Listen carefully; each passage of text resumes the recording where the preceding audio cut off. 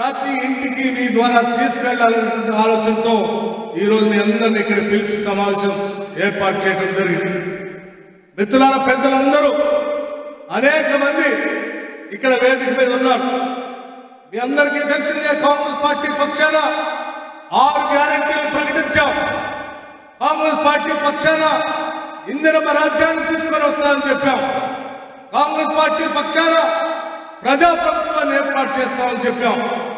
దాన్ని దృష్టిలో పెట్టుకుని ఈ రోజు మీ అందరు ఇచ్చినటువంటి ఆశతో గెలిపించినటువంటి కాంగ్రెస్ పార్టీ ప్రభుత్వం ముఖ్య దీక్షతో ఎటువంటి ఇబ్బందులు అనేక ఎదుర్కొన్నప్పటికి కూడా ప్రజలకు ఇచ్చినటువంటి వాగ్దానాలను నిలబెట్టుకోవడం కోసం 6 గ్యారెంటీల్లో ఇప్పటికే 2 గ్యారెంటీల్ని అమలు చేసినటువంటి విషయం కూడా మీ అందరికీ తెలిసిందే.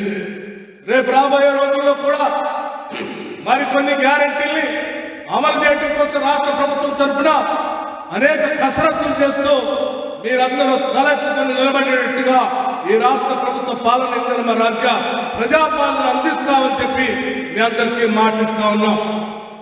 ఇటువంటి కార్యక్రమాలు చూసుకొని ప్రజల కోసం పనిచేస్తున్నటువంటి ప్రభుత్వం పైన ఈనాడు బీఆర్ఎస్ పార్టీకి సంబంధించిన నాయకత్వం అవాకులు చవాకులు పేరుతా ఉన్నారు. బట్టలు ఇప్పి పడతామని చెప్తా ఉన్నారు. నేను ఒకటే మాట చెప్తా ఉన్నాను, ఈ రోజు రాష్ట్రంలో ఉన్నటువంటి కాంగ్రెస్ కార్యకర్తలు ఒక్కసారి కళ్ళెర చేసి చూస్తే ఈ రాష్ట్రంలో టీఆర్ఎస్ కానీ బీఆర్ఎస్ పార్టీ కానీ మిగలదని చెప్పడానికి ఎటువంటి సందేహం.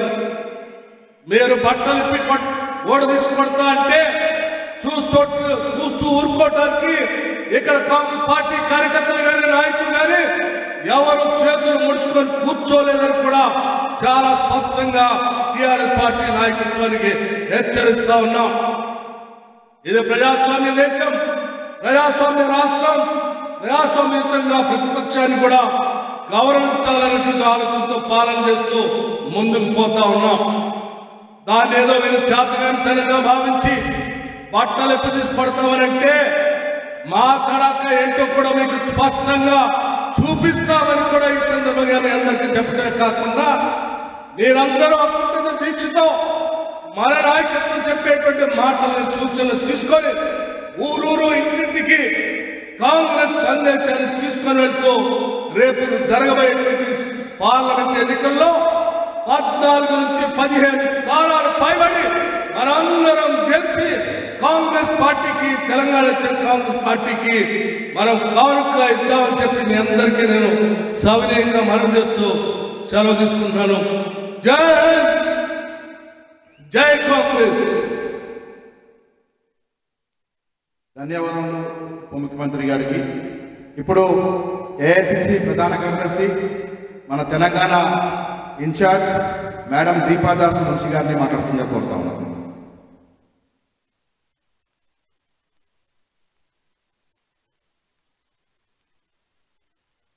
नमस्कार। हमारे तेलंगाना राज्य से बूथ के सिपाही, हमारे लीडर आज हमारे सामने आप लोग उपस्थित हैं। मंच में आदरणीय कांग्रेस प्रेसिडेंट मल्लिकार्जुन खड़गे जी,